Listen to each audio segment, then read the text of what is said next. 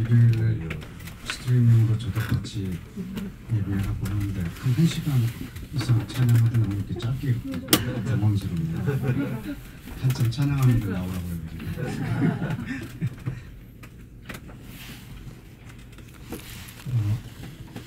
오늘 양평대까지 운전해 오면서 빨리 도착 안 했으면 좋겠다 그런 마음으로 와서 오는 시간이 너무 좋아서 여러분 뵙는 그런 마음도 그렇고 얼마나 막 마음이 부유한지 운전하면서 찬양하면서 평소에는 누가 끼어들면 좀 날카로운데 오늘은 다 양보하면서 그냥 가끔 천천히 왔습니다. 아주 오늘 날씨가 너무 좋습니다. 그죠? 네. 어제도 아주 좋은 날씨였는데 오늘 날씨만큼이나 여러분 사랑합니다. 아멘. 별로 날씨가 안 좋은데 누가 그런 인사를 하길래 저도 써먹어봤어요.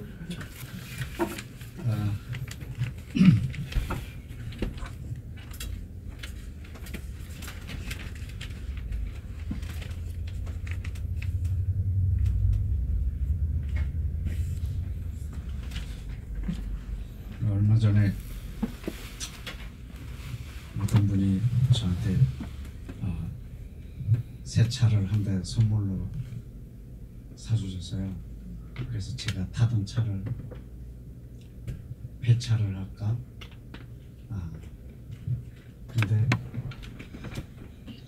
그 차는 너무 오래 타서 폐차하기도 아니 누구한테 주기도 좀 미안한 만큼 차는 멀쩡한데 이제 미세먼지가 좀 있는 날은 서울 시내 진입도 못하게 된 그런 차니까 누구한테 주기도 그렇고 근데 그 차가 너무 절실하게 필요한 사람이 생겼어요.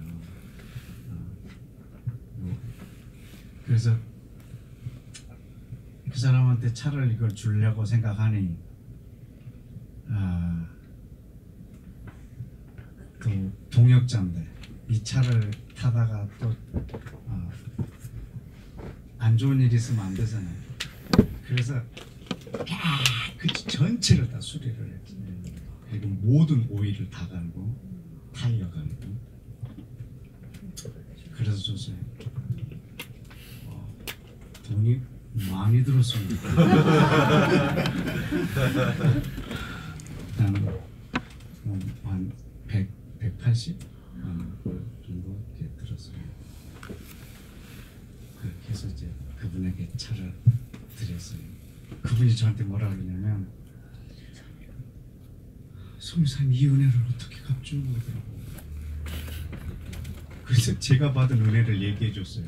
난 새 차 받았다. 야 내가 새 차를 받았는데 선물 받았는데 야 그게 어떻게 은혜냐. 은혜도 아니다. 이 정도 된 것을 은혜라고 그런다. 얼마 전에 몇 년 전에 화요 집회에서도 제가 은혜로다라고 하는 그런 주제로 메시지를 전한 바 있는데 그 은혜라고 하는 그 말은요 우리가 은혜라는 말을 아주 평소에 너무 자주 흔하게 쓰는데 은혜라는 말은 내 능력으로 도저히 할 수 없는 어떤 것을 내 힘과 능력으로 도저히 할 수 없는 어떤 것을 누군가가 다 이루어서 나에게 거저준 것 그걸 은혜라고 해요. 그럼 이걸 받은 사람의 삶은 어때야 되냐? 아주 간단합니다. 은혜라는 것이 내 능력으로 할 수 없는 것을 누군가가 해서 줬다면 내 능력으로 할 수 있는 것을 하는 게 은혜 받은 자의 삶이에요. 그래, 내 형편으로는 내가 가진 재정 상태로는 새 차를 사서 이거를 움직일 수 있는 그런 형편이 전혀 못 되지만 그 그걸 받았단 말이죠. 근데 내 차를 수리해서 누구를 줄일 수 있는 거는 얼마든지 가능하다는 거예요. 그래서 저분은 나한테 은혜를 입었다라고 말하지만 그건 전혀 은혜가 아니에요. 그건 내가 얼마든지 할 수 있는 일이에요. 우리가 하나님에게 은혜를 받는다 하는 것도 사실 그렇습니다. 그런데 은혜를 우리가 받고 사실은 은혜는 보답할 수가 없습니다. 나에게 은혜를 준 사람에게는 은혜를 보답할 방법이 없습니다. 왜냐하면 은혜라고 하는 것은 내 능력으로 할 수 없는 것이기 때문에, 그래서 그 은혜에는 보답할 방법이 없어요. 그래서 우리가 그 어떤 사람에게 은혜를 입었는데 그 은혜를 그 사람에게 갚으려고 하는 것은 어떻게 보면 참 어리석은 일이에요. 갚을 수 없기 때문에 은혜거든요.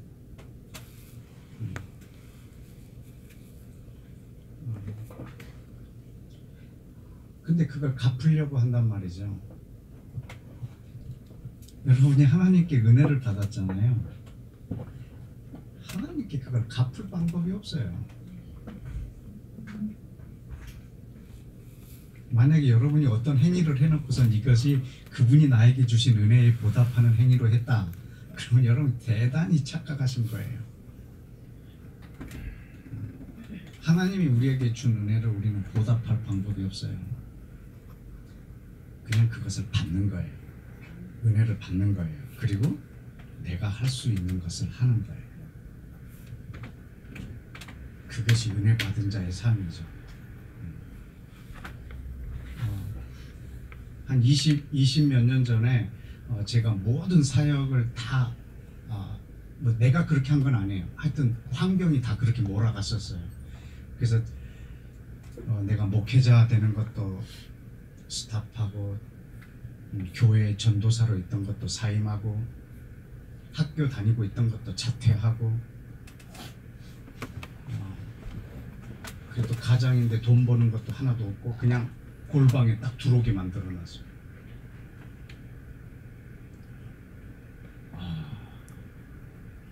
집사람도 돈을 안 벌고 나도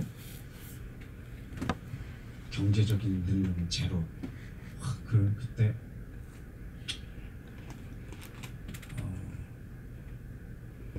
그때 그 골방에서 하나님이 성경책만 갖고 기도하게 하셨어요.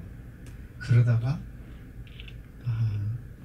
하나님이 이스라엘을 아직 버리질 않았구나 라는 것을 알고 이제 이 말씀에 있는 것들이 이루어지라고 막 기도했는데, 어느 날 내가 신문을 받아보는데 기독교 신문에 유대인 목사님이 한국에 와서 설교를 한다는 거예요. 너무 가보고 싶은 거예요.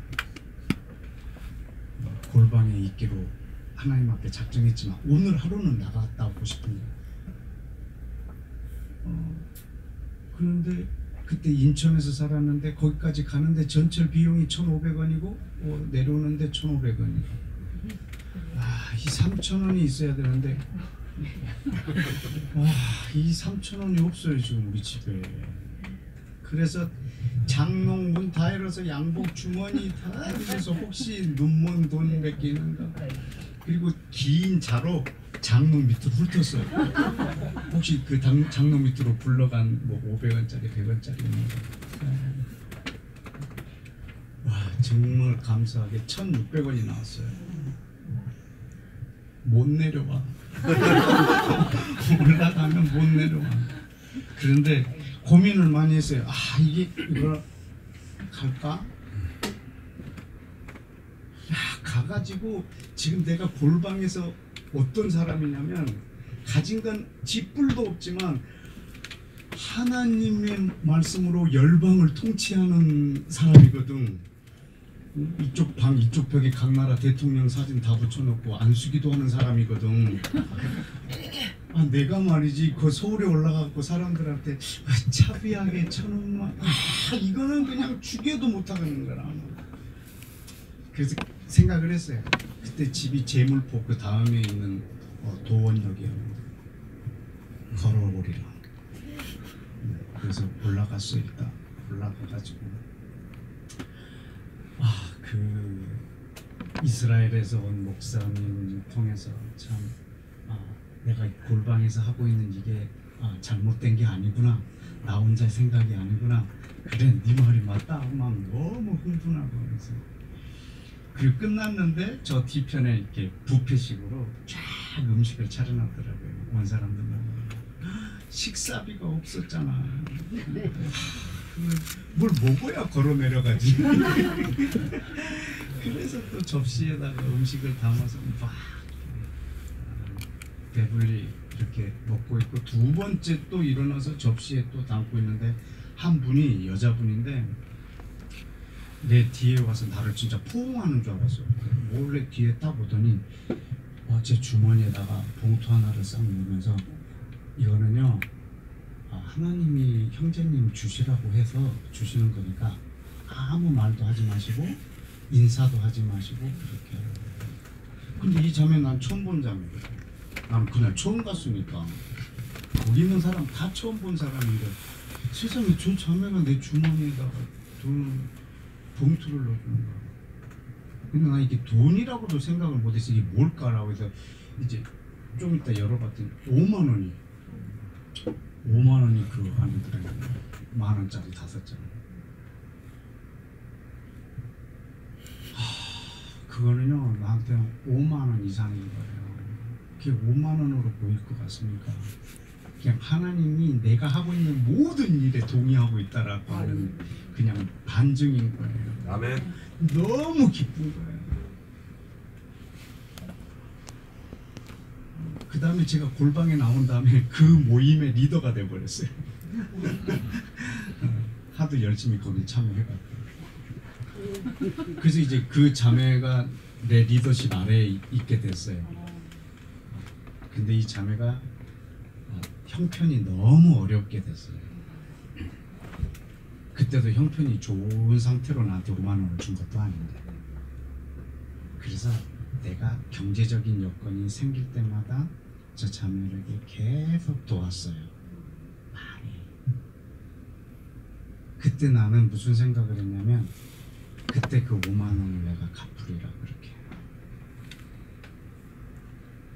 그 자매에게 내가 부은 돈 500은 넘을 거예요. 안 갚아줘요.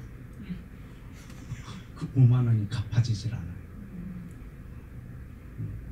아무리 부어도 저 자매에게 줘도 그게 갚아지지가 않아요. 그때 그 5만 원은 갚을 길이 없어요. 그게 은혜입니다. 은혜. 그건 만들어낼 수 없는 돈입니다. 그 자매 병원비도 내가 대준 적도 있고. 그런데 그렇게 해도 이 5만 원이 갚아지질 않아요.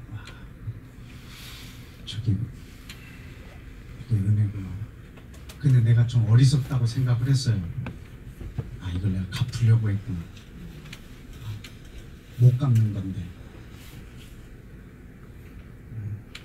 내가 갚으려고 했던 게 어리석구나. 갚을 수 있으면 은혜가 아닐 텐데. 갚을 수 있다면 내 능력으로 가능한 거거든. 근데 갚을 수 없어요.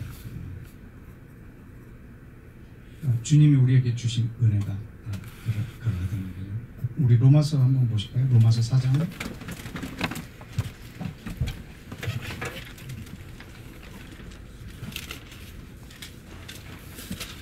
로마서 4장.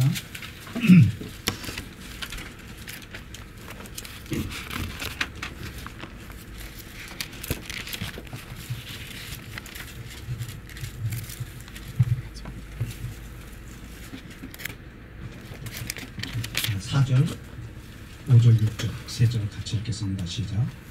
일하는 자에게는 그 삭이 은혜로 여겨지지 아니하고 보수로 여겨지려니와 일을 아니할지라도 경건하지 아니한 자를 의롭다 하시는 일을 믿는 자에게는 그의 믿음으로 의로 여기시나니 일하는 것이 없이 하나님께 의로 여기심을 받는 사람의 복에 대하여 다윗이 말하였다. 이렇게 했습니다. 여기 말하면 일하는 자가 무엇인가를 받았다면 그것은 은혜가 아니라는 거예요. 싹시라는 거죠. 내가 수고한 대가를 받은 거지. 내가 아무것도 하지 않았는데 그분이 나에게 주신다는 그게 은혜라는 거죠.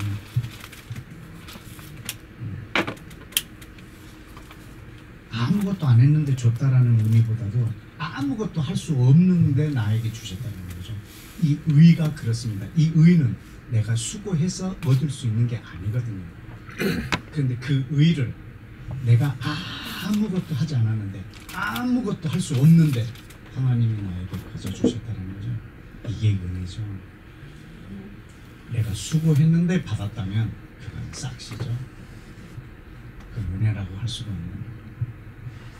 내 노력으로 갚을 수가 없는 거예요. 주님이 나에게 의를 선물해 주셨다. 나에게 구원을 선물해 주셨다. 그래서 내가 하나님께 보답해야 되겠다. 뭘로? 태도면 그분에게 보답할 방법이 없어요. 그냥 받아야 돼. 그 11장도 한번 보실까요? 로마서 11장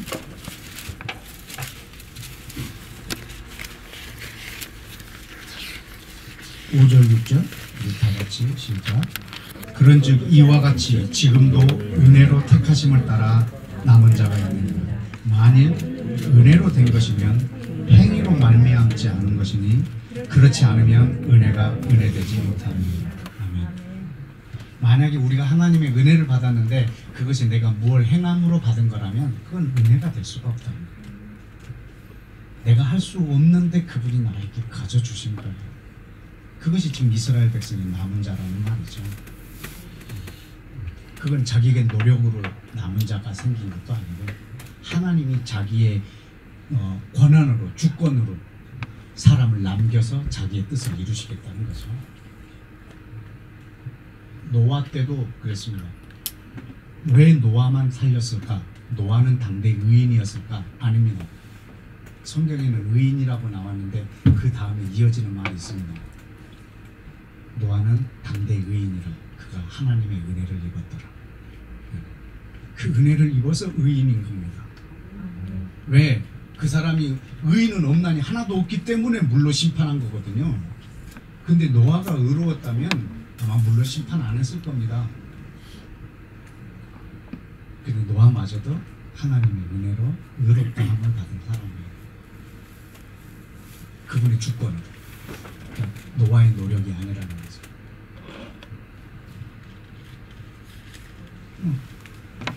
그분이 우리에게 주신 은혜에 대해서 우리가 갚을 방법도 없고 우리의 행위로 말미암는 것도 아닙니다.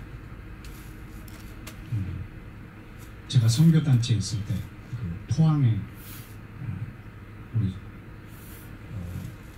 단체의 지부 훈련생들 세미나 때문에 내려갔었어요. 그런데 마침 그 교회에서 세미나를 하는데 한 교회의 목사님이 그러면 우리 교회에서 3일간 집회로 해달라. 우리 성도들도 다 듣고 훈련생도 함께 참여할 수 있도록. 그래서 그렇게 하게 됐어요.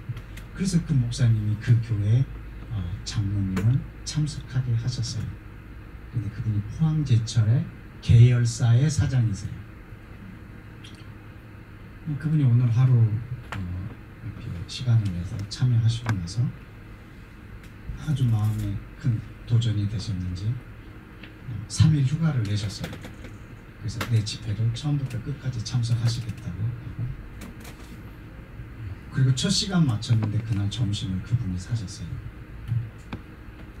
그리고 자기 운전기사가 따라와서 참석하셨는데 운전기사를 3일간 휴가를 보내고 자기가 직접 운전하고, 그날부터 이제 저를 제 운전사 노릇을 그 사장님이 해주시는 거예요. 그래서 내가 강의 끝나면 얼른 와갖고 내 가방 들고 나와서, 그리고 딱 가면 뒷문 열어주시고 탕문 문 닫고 제일 좋은 식당으로 안내하고, 식당에서 밥 먹으면 자기가 컨펌하는 호텔로 가서 쉬기하고, 저녁에 또 식사할 때 되면 호텔 앞에 와갖고 사장님이 문 열고 기다리고 있고, 내가 타고 또 식당으로 가서 먹으면 또 교회까지 데려다주고 이렇게 이걸 3일 했는데 얼마나 불편한지 모릅니다. 정말 죽을 지경입니다. 그냥 안 했으면 좋겠는데 너무 고맙고 미안하고 저분이 왜 저래.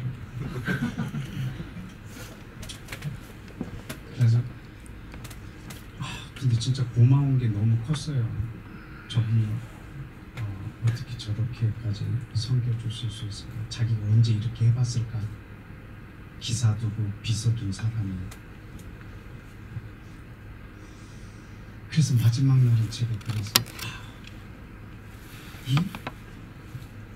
이 사랑을, 이 은혜를 제가 어떻게 보답했으면 좋을까요? 내가 물었어요. 그분한테 직접. 내가 뭘 그분한테 돈을 몇 푼 드릴까요? 뭐 어떻게 뭐 말도 안 되는 짓을 해서 어떻게 뭘로 이걸 보답할까요? 이거를 입버릇처럼 한 3번 했나 봐요. 마지막 날. 그랬더니 이분이 짜증이 나고 이 3번이나 대답 없는 이 답이 없는 질문을 3번이나 하니까 그래서 그분이 듣다 좀 힘들었는지 얘기하더라고요. 그 얼마를 주실래요? 뭘로 보답하실래요? 선교사님 뭘 저한테 주면 제가 이 한 행동에 대한 보상이 되겠습니까? 뭘 주실래요? 이러시더라고요. 이깟 사랑도 못 받으세요? 야단을 맞았어요. 그러면서 하나님 사랑을 어떻게 받으세요? 이것도 받는 거 못 받으시면 제가 얼마를 주면 제가 비서 노릇 하겠습니까?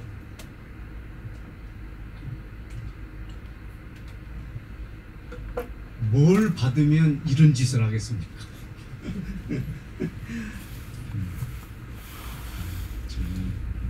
너무 창피하고 부끄러웠습니다. 제가 그런 거 못 받더라고요. 그걸 제가 받아야 되는 거예요. 그리고 저분한테 보답하는 게 아니고 내가 또 다른 사람을 저분처럼 섬겨야 되는 거예요. 내가 할 수 있는 걸 해야 되는 거예요.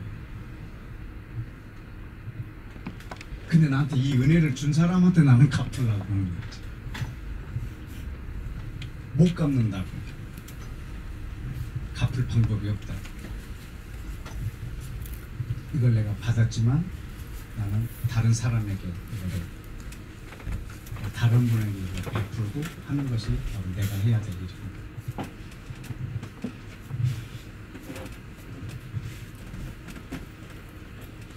마태복음 18장을 한번 열어보실까요? 마태복음 18장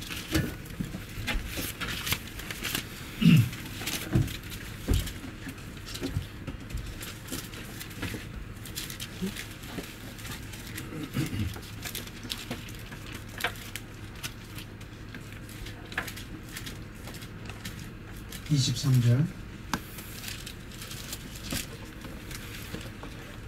그러므로 하나님의 나라는 비유를 말씀하신 거예요. 종들과 결산하려 하던 어떤 임금과 같으니, 지금 하나님 나라에 대해서 설명하고 있는 부분이에요.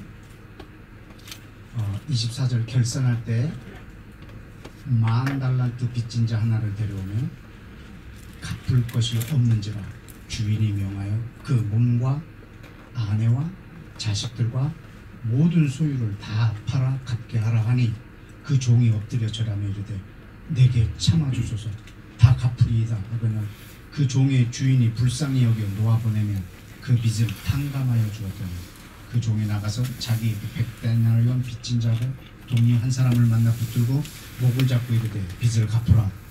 그 동료가 엎드려 가로되 나에게 참아주소서 갚으리이다. 그때 허락하지 아니하고 이에 가서 그 빚을 갚도록 옥에 가두거늘 그 동료들이 그것을 보고 몹시 딱하게 여겨 주인에게 가서 그 일을 다 알리니 이에 주인이 그를 불러다가 말하되 악한 종아 네가 빌기를 내가 내 빚을 전부 탕감하여 주었거니 내가 너를 불쌍히 여김과 같이 너도 내 동료를 불쌍히 여김이 마땅하지 아니하냐 하고 주인이 노하여 그 빚을 다 갚도록 그를 옥졸들에게 넘기니라. 너희가 각각 마음으로부터 형제를 용서하지 아니하면 너희 하늘의 아버지께서도 너희를 이와 같이 하시리라. 하나님 나라에 대한 비유입니다. 뭐 이소무화 같은 얘기가 아니고 하나님 나라의 일입니다. 저와 여러분은 지금 하나님 나라를 살고 있습니다. 이 하나님 나라에 대한 일을 우리한테 설명해 주고 있습니다. 여러분 1만 달란트 빚을 졌다. 그러면 하루 노동자가 하루 품삯을 받는 것이 데나리움, 한 데나리움입니다. 그러면 이 1만 달란트는 16만 년 동안 한 사람이 쓰지 않고 하루하루 일당을 모아서 갚을 돈입니다. 16만 년 한 사람이. 그래서 금액을 하면 6조 원입니다. 6조 원을 갚으라고 한 사람한테 지금 얘기하는 거예요. 갚을 길이 없다. 그러면 니네 식구들 다 팔아서. 그러니까 이분이 아주 우리 가족은 손대지 말아 주십시오. 갚겠습니다. 불쌍히 여겨 주십시오. 그래서 주인이 불쌍히 여겨서 6조 원을 탕감해 줬단 말입니다. 이거는 갚을 수가 없는 돈입니다. 오늘 없으면 내일도 없는 돈입니다. 한 달 후에도 없는 돈입니다. 갚을 방법이 없거든요. 그걸 탕감해 준 거죠. 그리고 집에 돌아가다가 자기에게 100데나리온 빚진 사람을 만난 거죠. 그게 1000만 원 정도 됩니다. 우리 돈으로. 6조 원을 빚을 탕감받은 사람이 1000만 원 빚진 사람을 만났습니다. 그 사람이 멱살을 잡고 내 빚을 갚으라고 불쌍히 여겨달라고 하니까 감옥에다 가뒀다.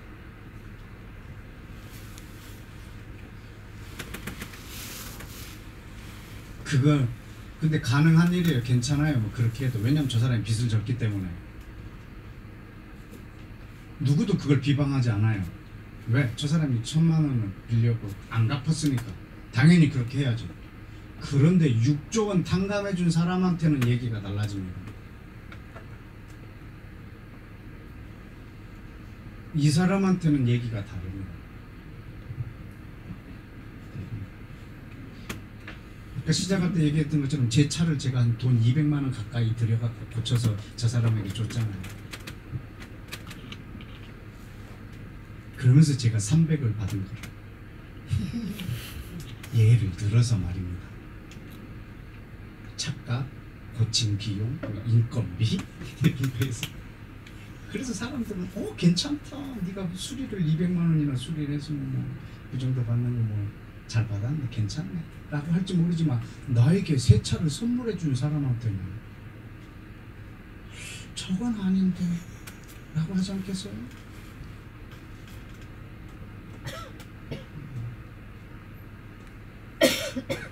갚을 길이 없는 그 은혜를 받았다면 내가 할 수 있는 일을 하는 거예요. 이게 하나님 나라의 원리예요.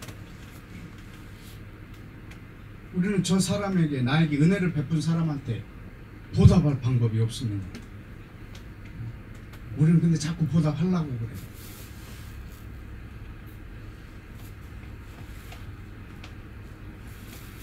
지금 이게 뭐에 대한 비유냐면 그 맨 마지막 절에 있죠. 그 35절에 너희가 각각 마음으로 형제를 어떻게 하면 용서하지 아니하면 하늘 아버지께서도 이와 같이 하시리라. 그러면 그분이 우리 죄를 용서해 주시는 거. 여러분 주기도문 맨 마지막 부분 한번 암송해 볼까요? 우리에게 일용할 양식을 주옵시고. 시작. 우리에게 일용할 양식을 주옵시고 우리가 우리에게 죄 지은 자를 사하여 준 것 같이 우리 죄를 사하여 주옵시고. 이 마태복음 6장에 나와 있는 예수께서 가르쳐 주신 기도 내용이 있습니다.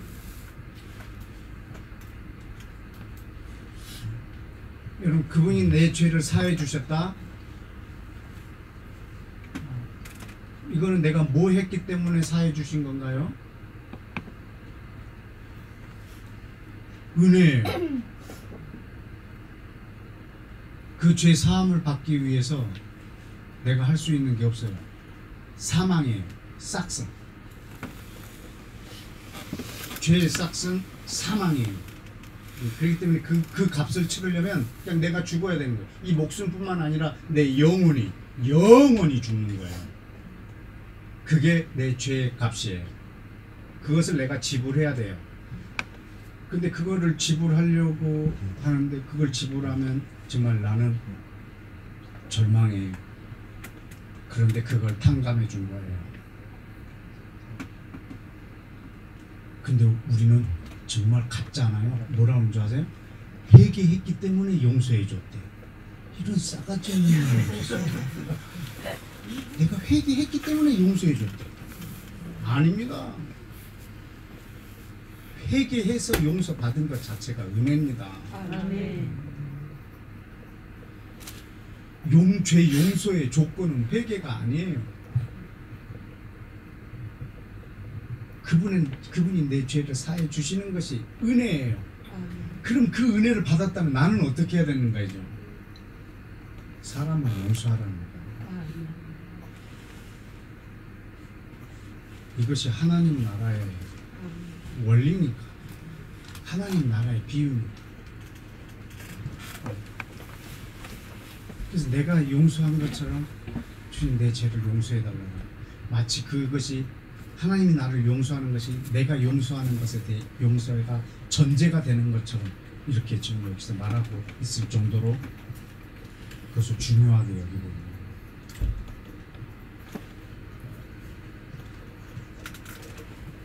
혹 여러분 마음 가운데 용서가 되지 않은 것이 있다면 그 사람을 갖고 그 사람을 용서하기 바랍니다. 그러나 그 용서라고 하는 것은 상대방이 나에게 뉘우칠 때 사실은 가능한 겁니다. 그리고 내가 마음으로 용서를 하되 그 사람한테 내가 너를 용서했다 이렇게 말은 하지 마십시오. 언제 해야 되냐면 그 말은 그 사람이 나에게 용서를 빌 때, 그때 그 사람한테 해주는 말이지.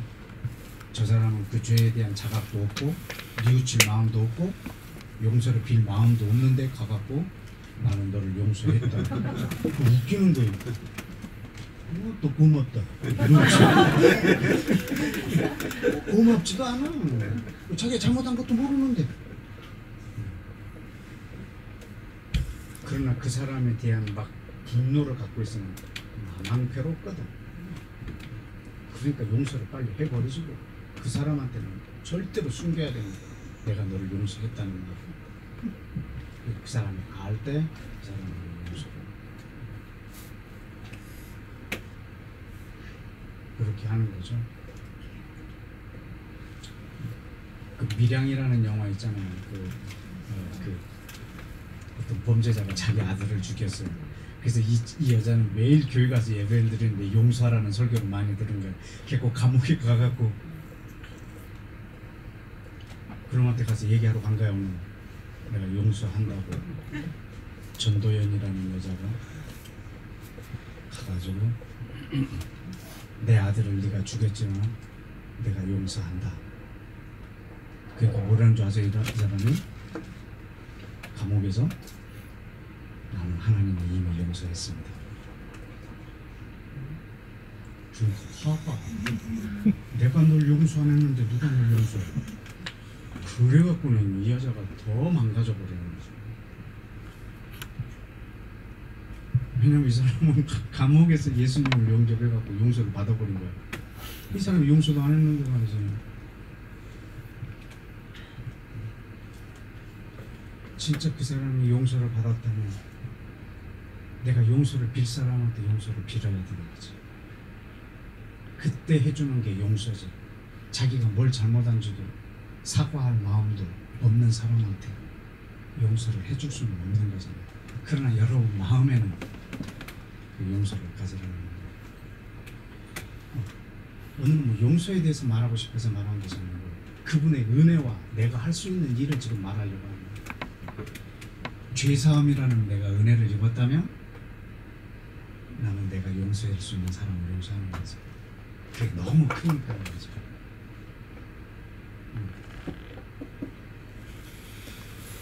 그 은혜를 내가 다른 사람을 내가 용서했다고 해서 내 죄사함을 해주신 그분에 대한 은혜를 보답한 건 아닙니다. 그분의 그 죄사함에 대한 은혜를 갚을 길이 없어요. 여러분 하나님의 은혜를 받으셨습니까? 여러분 그 어떻게 갚으랍니까? 일요일날 교회 열심히 출석하는 걸로 11조 꼬박꼬박 낸 걸로 매일 새벽기도 하는 걸로 성경 열심히 읽은 걸로 술, 담배 안 한 걸로 제사상에 절 안 한 걸로 뭐 그런 걸로 보답하시는 보답할 길이 없습니다.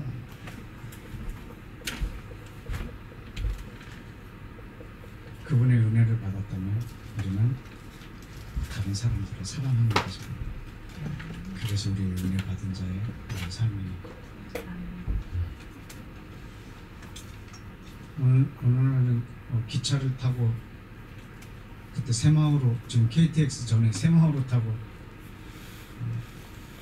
부산 내려가는 길이었는데 여기 통로로 음식 파는 홍익회 직원이 이렇게 지나가는데 그 전에 이 사람 지나가기 전에 저기 앞에서 문이 쫙 열리는데 한 여자가 와 정말 옷을 입었는지 안 입었는지 모르는 여자가 문이 쫙 열리는데 하이힐을 신고 들어오는 거예요. 모든 사람들이 시선이 전부 그 여자예요. 근데 위에 있는 이 옷이 조금 길어요. 그래서 아랫도리를 안 입은 것 같아. 하도 이 미니스커트가 짧은 거야. 야, 아랫도리를 안 입은 여자가 이렇게 이쪽으로 이렇게 걸어오는 거. 너무 사람들이 다 나라고 안 바뀌었어. 근데 내 옆에 앉는 거야. 그때서부터는 또 눈을 어디다 둬야 될지 막. 근데 좀 이따 이제 이 홍익회 직원이 이렇게 지나가는데 아저씨 그러더니 커피 좀 주세요. 어떻게 드릴까요? 블랙으로 밀크 커피라서 네, 블랙 한 잔, 밀크 한 잔 주세요. 커피를 어떻게 마시려고 블랙 한 잔, 밀크 한 잔 원래 많이 마시는데 2개를 섞어서 마시려고 그래서 그랬더니 2개를 딱 놨더니 나한테 어느 거 드실래요? 밀크 밀크 커피를 한 잔 이 여자한테 받아 먹었단 말이죠. 불편합니다. 이 여자가 왜 줬을까?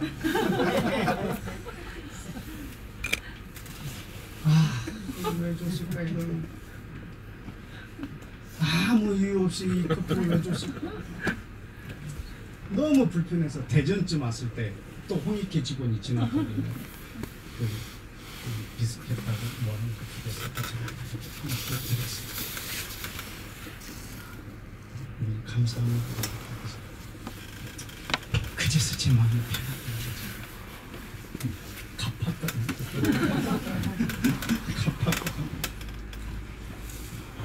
이유 없이 이걸 준 것을 내가 받을 수가 없는 거예요.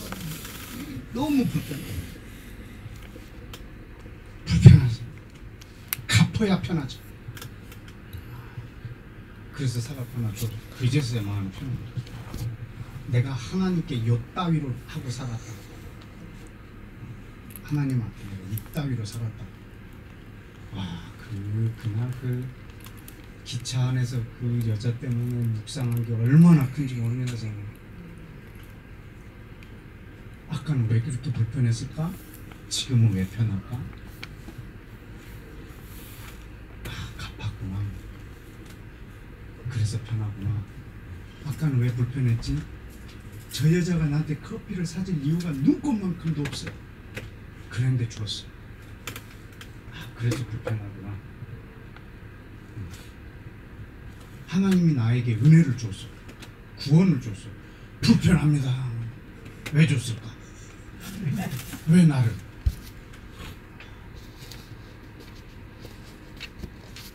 여러분, 구원받은 사람들이 뭐가 궁금한 줄 아십니까?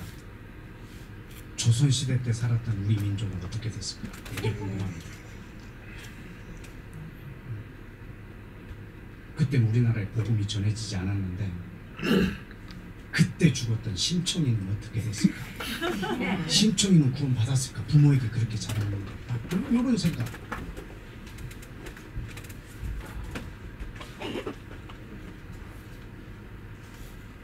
왜 이런 생각하는 줄 아십니까? 하나님이 불합리합니다. 하나님이 옳지 않습니다.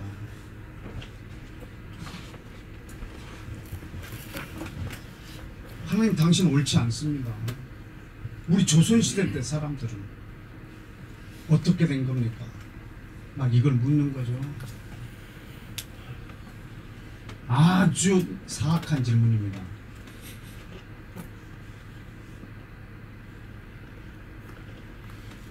물에 동시에 한 1000명이 빠졌습니다.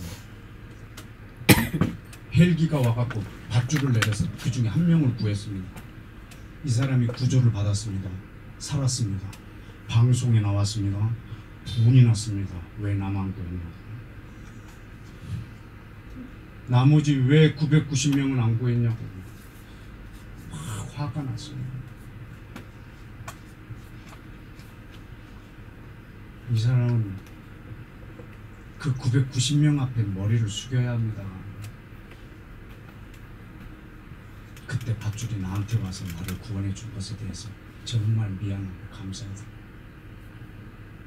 그게 그 사람의 도리지. 이 나라가 썩었다. 이 나라가 어떻게 이 모양이다. 시스템이 어떻게 이렇게 망가져가고 저 999명을 어떻게 다 죽일 수 있는가. 불합리하다고 이렇게 말하는 것과 같습니다. 여러분도 조선시대 때 살았던 사람들이 구원을 못 받았다고 생각하면 정말로 여러분 불합리합니까? 하나님께 그것이 정말 불합리하다라고 생각하는 사람은 지금 이 땅 조선 땅에 계시면 안 됩니다. 그 사람은 당장 선교사로 나가야죠. 왜? 우리나라 조선시대와 같은 그런 땅이, 그런 민족이 지금 수천 개 있습니다. 복음을 듣지 못한 민족이 수천 개 남아있단 말입니다. 그게 진짜 불합리하면 그 나라를 가야 되는 거야. 그 사람 안 가. 그냥 이 땅에서 저분이 불합리한 거야. 우리나라 조선시대 때 사람들은 죽으면 어떻게 됐냐 이거지. 말이 안 되지 않습니까? 너는 왜 거기 있느냐? 주님이 묻을 거란 말이죠.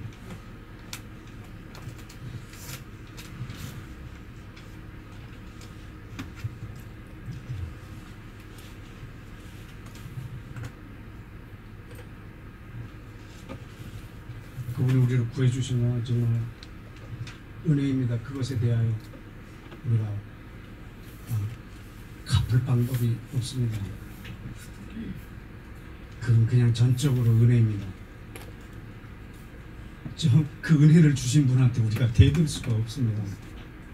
감사합니다. 그리고 내가 할 수 있는 일을 하는 거죠.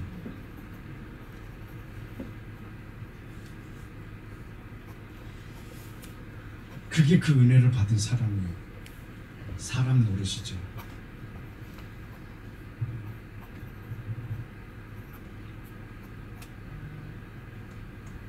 우리가 우리 죄를 사하여 준 것처럼 그렇게 살아요. 그분의 그 큰 용서를 받았다면, 그 구원을 받았다면 우리는 어떻게 살아야 되는가 해서 그분이 사람으로 오셔서 십자가를 지셨습니다. 십자가는 정말 말로 형언할 수 없는 은혜입니다. 그럼 우리는 그 은혜를 어떻게 갚을까? 베드로처럼 십자가를 거꾸로 져서 은혜를 갚을까? 그럼 나도 십자가를 져서 은혜를 갚을까? 갚을 길이 없습니다. 네가 십자가를 진다고 누가 죄 용서함을 받을 수 있냐? 너만 뒤지잖아. 너만 죽지. 그 사람이 다른 사람이 어떻게 네 죽음에 의한 혜택을 누리냐 말이지. 너는 할 수 없는 일이야. 네가 십자가를 여러 번 죽어도 예수님의 그 은혜를 갚을 길이 없다는 거예요. 그럼 그 십자가를 은혜를 받은 우리는 어떻게 하라는 거죠? 우리 예수님께서 가르쳐 주셨어요. 마태복음 16장이거든요. 마태복음 16장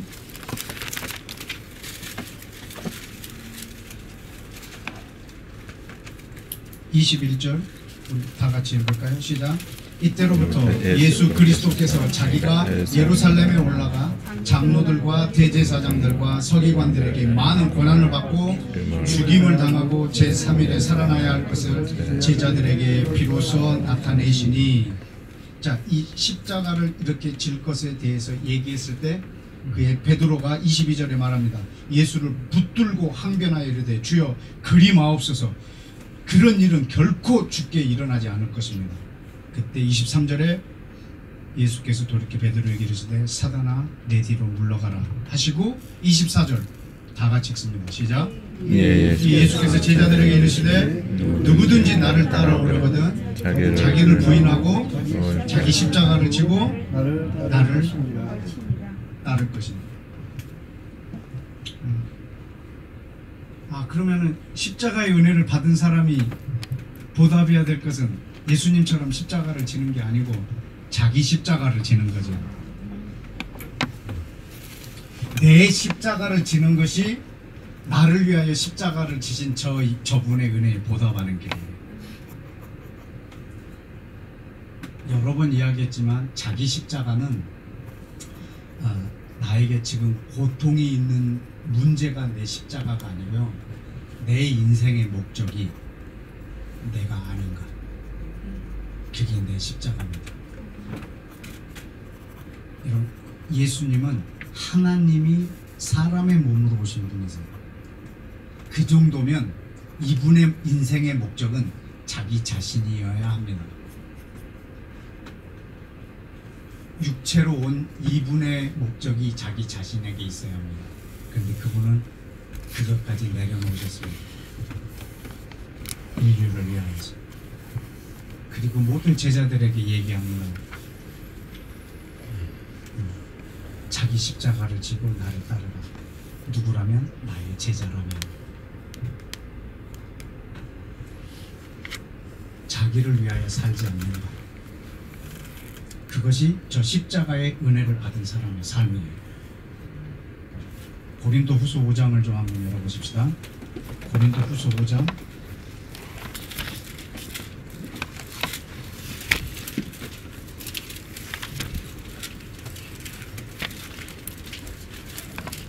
고린도 후서 5장 15절 시작. 예수와가 모든 사람을 대신하여 죽으신 이유는 살아있는 자들로 하여금 다시는 자기 자신을 위하여 살지 않고 오직 그들을 대신하여 죽었다가 다시 살아나신 이를 위하여 살게 하려 합니다. 예수와께서 십자가에서 죽으신 이유는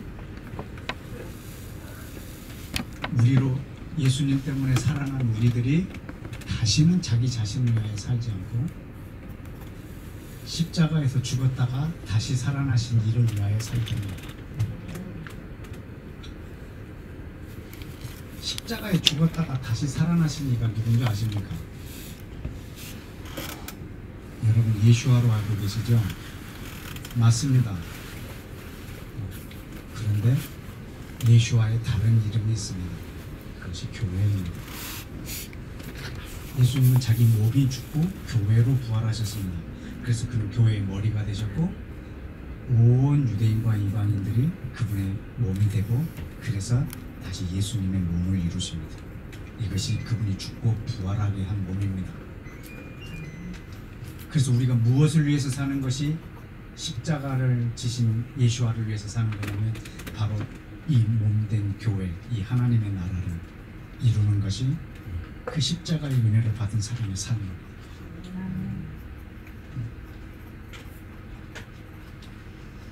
우리는 은혜를 받았다.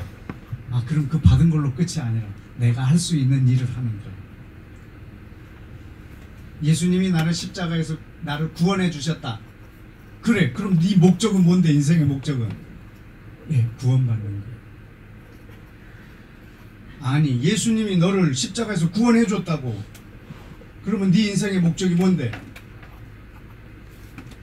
구원. 끝까지 구원이지.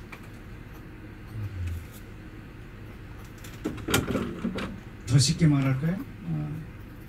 그분이 십자가를 통해서 나를 구원해 주셨다면 더 이상 내 구원을 위해서 살지 않는 거예요.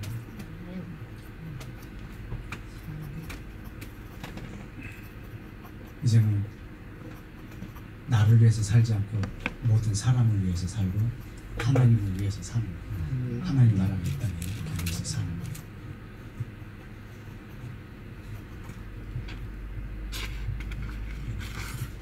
끝까지 우리는 그 구원이 내 목적인 것처럼 살고 있잖아요. 내 인생의 최종 목적은 천국 가는 거 이렇게 살고 있잖아요.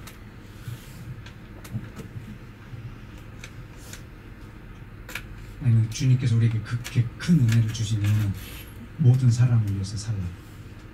그걸 아주 직접적인 표현으로는 요한복음에 기록되어 있습니다. 요한복음 13장을 보실까요? 요한복음 13장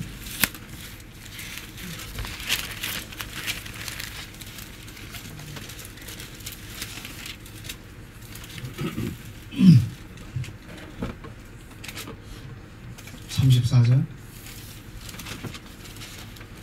다 같이 읽을까요? 시작. 새 계명을 너희에게 주노니 서로 사랑하라. 내가 너희를 사랑한 것 같이 너희도 서로 사랑하라. 아멘. 엄청 부담스러운 말씀입니다.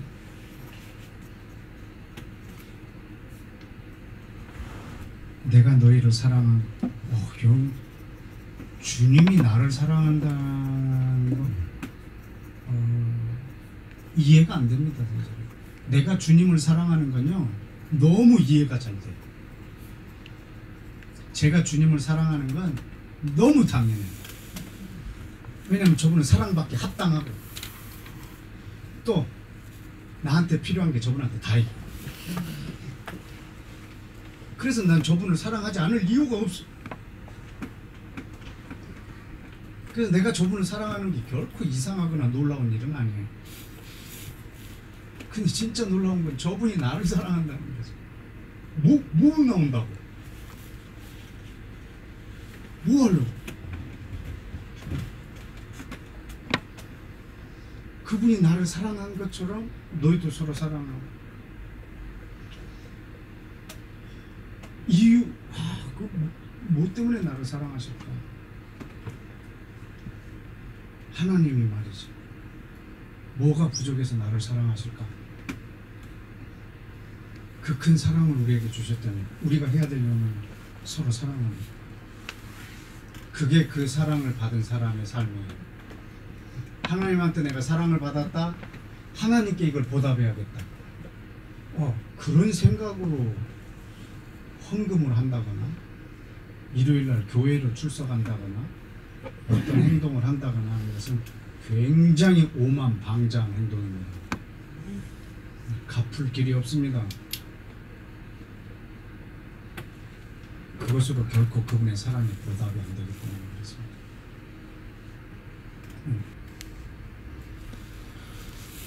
우리 집에 기업인 한 분이 오셨어요. 근데 그분한테 부탁을 했어요. 왜냐면 그 회사 갔을 때 내가 너무 불편한 일이 있었거든 한 번.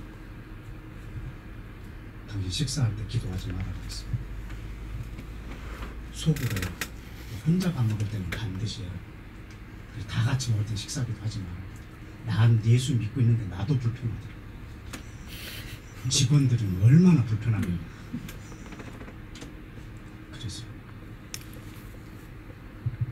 그래서 진짜 안 했대. 그래서 한 직원이 묻더래. 맨날 식사기도 하다가 안 하는 거야. 요즘에 식사기도 안 하세요? 너희들이 불편할까 봐. 그 사람이 예수님 앞에 나왔다.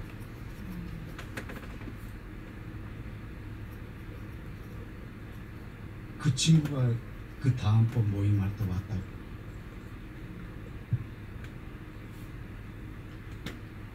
내가 식사할 때 기도했고 나는 하나님 앞에서 이렇게 됐고 오직 나야. 다른 사람을 생각하는 거 하나도 없어. 그냥 내가 깨끗해야 돼. 내가 거룩해야 되고 막.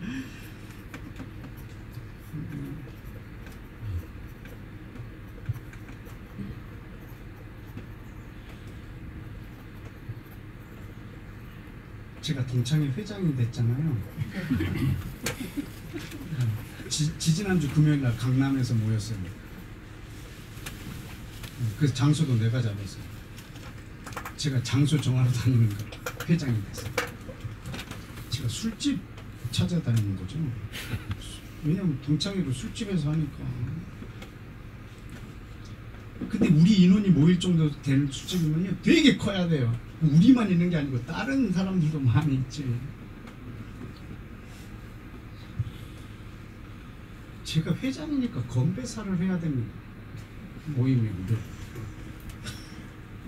그래서 내가 소주잔을 들고 이렇게 하는 거예요. 제가 그때요 막 주변에 혹시 나 아는 사람 있으면 어떡하지? 이럴 텐데 내가 정말로 이놈들을 사랑하니까 하나도 그게 눈에 안 거슬려. 그냥 누가 봤으면 좋겠어. 내가 이렇게 하는 모습을 그냥. 그만큼 떳떳합니다. 내 마음이.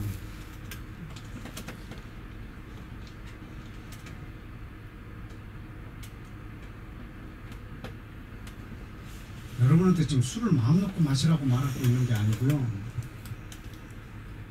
사랑으로 하면 두려울 게 없습니다. 후회도 없고.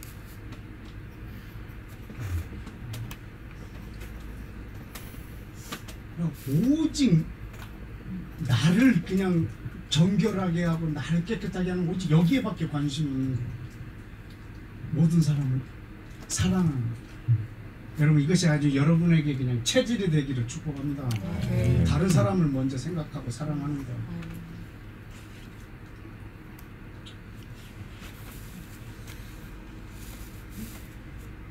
오직 나에게밖에 관심이 없는 거예요. 이거는 십자가를 은혜로 받은 사람의 삶이 아니라는 거죠.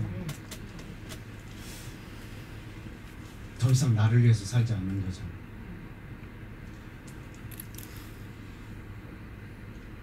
여러분의 모든 행동의 기준은 내가 저 사람들을 사랑함으로 하고 있는가 안 하는가 이겁니다. 이 행동이 지금 하나님한테 올바른가 다르지 않은가 그게 두 번째. 혹 여러분이 정말로 다른 사람을 사랑함으로 행동을 했는데 이게 하나님의 뜻에 위배된 것을 지었다. 그러면 하나님께서 그걸 선으로 바꿔주실 겁니다. 더 지혜롭게 할 수 있도록 바꿔주실 겁니다.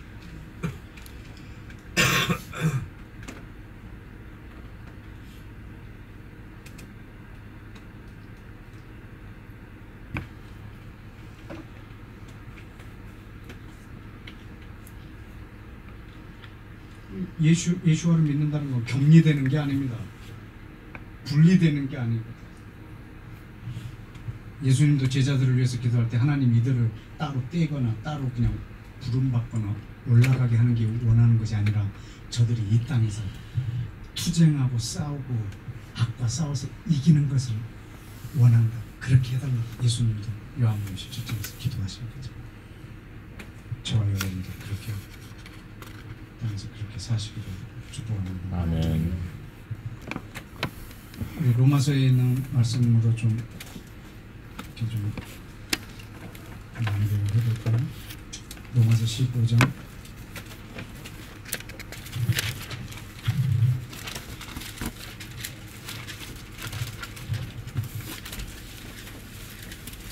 로마서 15장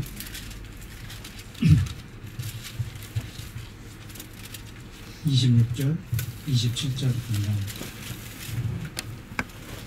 25절부터 27절입니다. 다 같이 읽겠습니다. 시작. 그러나 이제는 내가 성도를 섬기는 일로 예루살렘에 가노니 이는 마게도냐와 아가야 사람들이 예루살렘 성도 중에 가난한 자들을 위하여 기쁘게 얼마를 요구하였습니다. 저희가 기뻐서 하였거니와 또한 저희는 그들에게 영적으로 빚진 자니 만일 이방인들이 그들의 영적인 것을 나눠 가졌으면 육적인 것으로 그들을 섬기는 것이 25절에 내가 성도를 섬기는 일로 예루살렘에 가노니, 근데 여기서 성도는 유대인 이스라엘 사람들을 그들의 고유 명칭입니다. 거룩한 백성, 성도. 예. 그 출애굽기 보면은 너희는 거룩한 백성이요라고 해놨죠. 그 이스라엘 백성들에게 한 말입니다. 그래서 이 당시는 성도 그러면 예수를 믿는 사람이 아니라 예루살렘에 있는 이스라엘 유대인들을 말합니다. 성도를 섬기는 일로 그는 물심양면으로 다 말하는 거죠. 예루살렘에 간다. 근데 마게도냐와 아가야에 있는 사람들이 예루살렘에 있는 성도들 중에 가난한 사람들을 위해서 기쁘게 얼마를 헌금했다고. 왜 예루살렘에 있는 가난한 자들이냐면 지금도 이스라엘에 안에 가면 예수와를 믿는 유대인들은 거의 가난해요. 왜 가난하냐? 그 민족의 아주 그 기득권으로 있다가도 예수님을 믿는 사람이라고 하면 모든 권리가 박탈당하는 거예요. 가족으로부터 내쫓김 당하고 직장에서 내쫓기는 건 물론이고 그냥 아예 이 민족에서 그냥 출당을 시켜버리려고 하는 것까지 나오니까 이들은 예수를 믿는 유대인은 유대인이 아니다라는 게 이 유대인들의 사고예요. 그러니까 이 사람들은 아주 가난하게 살 수밖에 없어요. 왜냐하면 사회적으로나 가정으로나 모든 것을 다 잃어버린 사람들. 그래서 가난해. 그래서 이 사람들에게 연보를 하는 거죠. 이방인들이 돈을 모아서 그 가난한 성도들에게 주는 거죠. 근데 27절에 저희는 기뻐서 헌금했지만 사실 너희는 그들에게 빚진 자라. 왜냐하면 이방인들은 유대인들의 영적인 것을 나눠 가졌기 때문에 사실 연보나 이런 것으로 육적으로 섬기는 것이 마땅한 거예요. 이걸 했다고 해서 네가 도와줬다 이런 소리 하지 말라는 거예요. 내가 이스라엘의 회복을 위해서 막 열심히 뭐 해줬다 이런 소리 하지 말라는 거예요.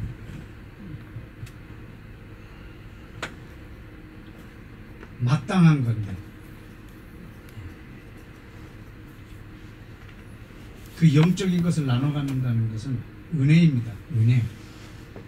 그건 내가 갖겠다고 해서 갖는 것도 아니고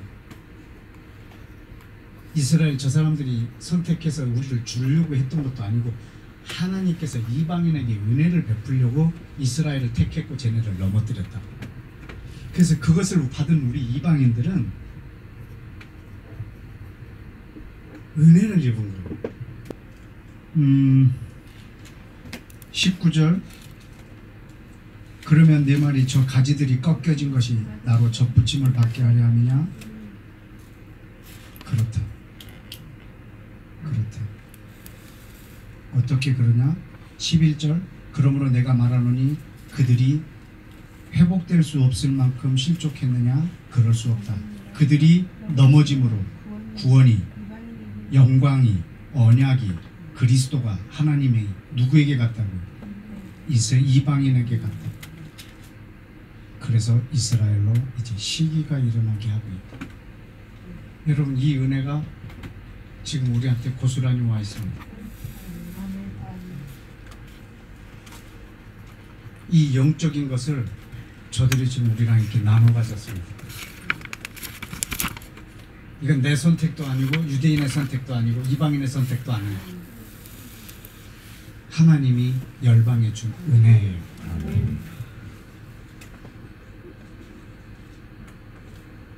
우리 마지막으로 예배소서 2장을 보고 이걸로 마치겠습니다. 2장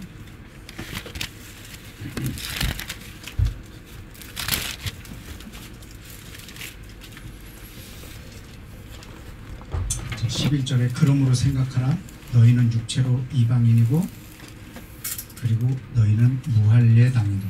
할례 받지 않은 사람이다. 12절에 그때 너희는 어디에 있었고 그리스도 밖에 있었고 또 이스라엘 나라 바깥에. 그러면 내가 그리스도 안에 있다면 나는 어디 안에 있는 거죠?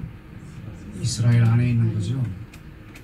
이스라엘 안에 있는 것과 그리스도 안에 있는 것이 분리가 된 게 아니고 같은 일입니다.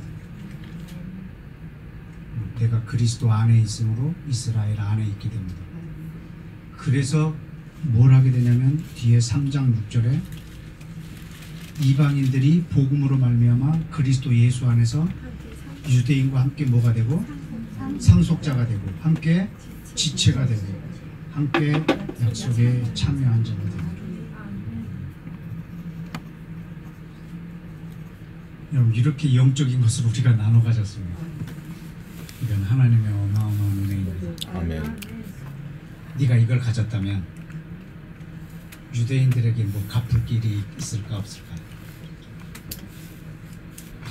갚을 방법이 없어요.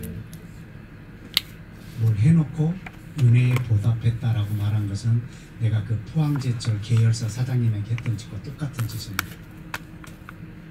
여러분이 뭘 한들 그 은혜를 보답할 방법이 없습니다. 뭘 해도 마땅한 겁니다.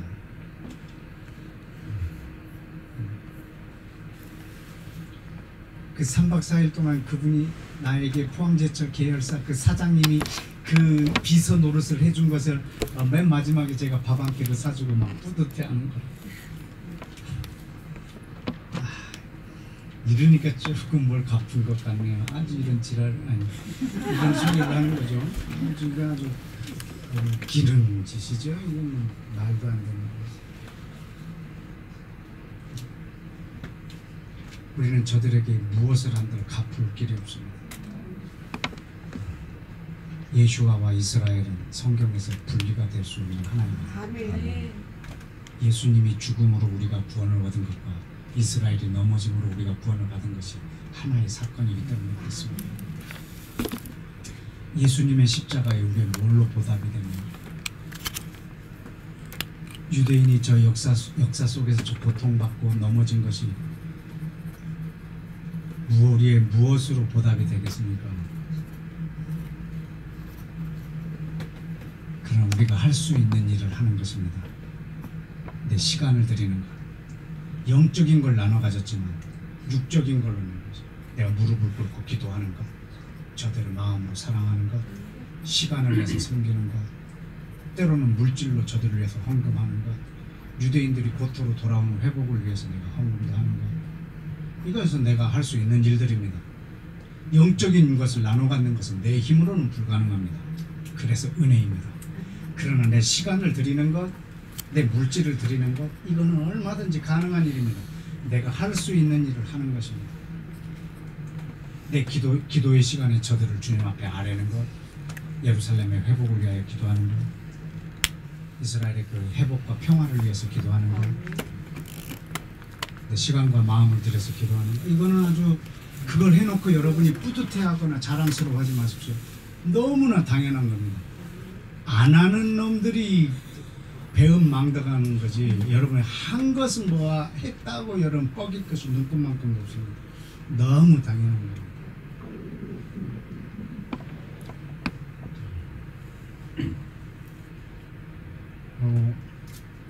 우리가 받은 바 은혜가 너무 큽니다. 하나님의 나라의 원리는 하나님을 사랑하고 또 그분의 사랑을 받고 모든 사람을 사랑하는 것입니다. 아멘. 사랑은 하나님께 속해 있습니다. 아멘. 여러분이 받아야 될 사랑은 하나님께만 있습니다. 아멘. 그냥 하나님께만 받고 모든 사람을 사랑하는 것입니다. 여러분 누군가에게 사랑을 기대하면 상처를 받습니다. 이 땅에서 사랑을 받을 존재는 아무도 없습니다. 오직 하나님한테만 받고 모든 사람을 사랑하는 것입니다. 그것이 우리 하나님 나라의 원리입니다. 기도하십시다.